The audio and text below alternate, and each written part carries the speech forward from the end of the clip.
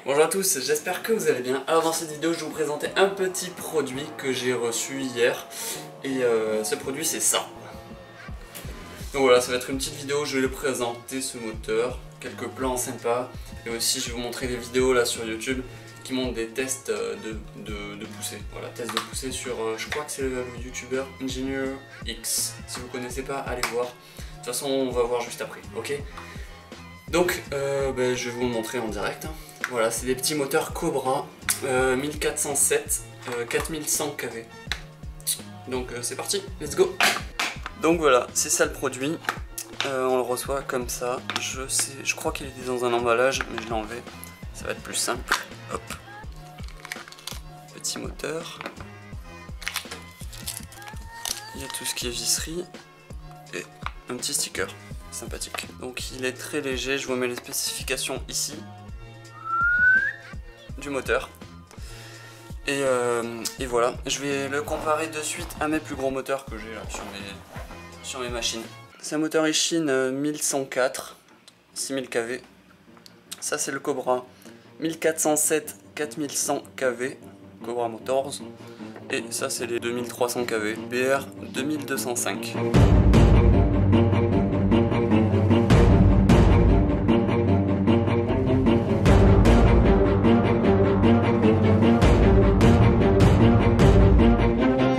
Eh bien, me voilà sur l'ordinateur et sur la chaîne de Engineer X. Voilà, on peut voir, il a presque 3000 abonnés.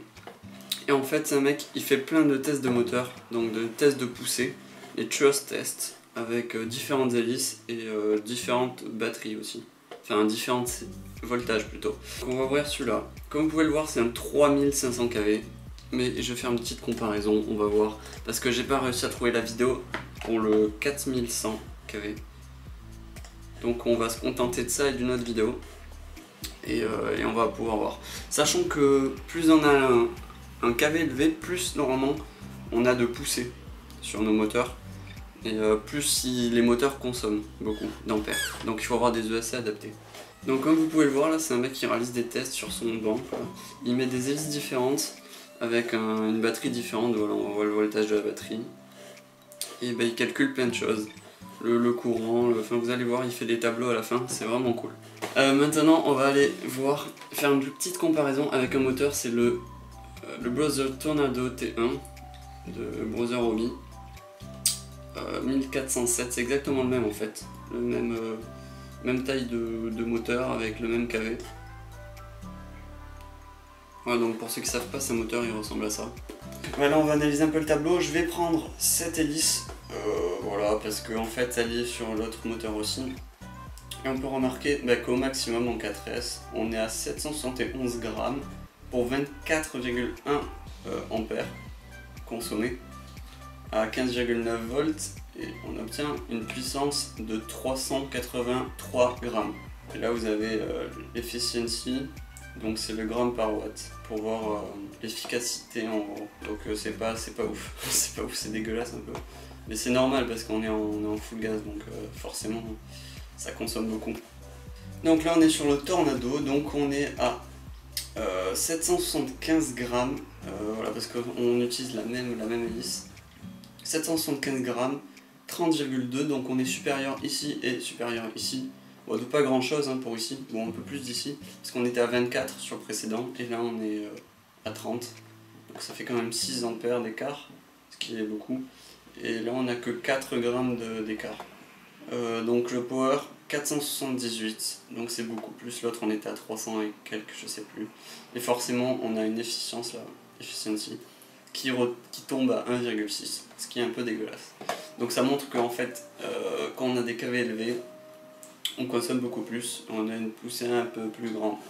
Voilà, après on peut voir que c'est pas les meilleures hélices, parce qu'on peut obtenir de meilleurs résultats avec une hélice comme celle-ci, celle-là. Donc maintenant je vais vous montrer un petit vol de mec là, Jason FPV. Je fais un petit vol avec une toute petite machine qui ressemble à ça. Donc s'il a mis des hélices en 3 pouces du coup, on va voir que c'est ce que ça donne. Il a même réussi à mettre sa GoPro dessus. Donc on peut voir que ça pousse quand même pas mal du tout,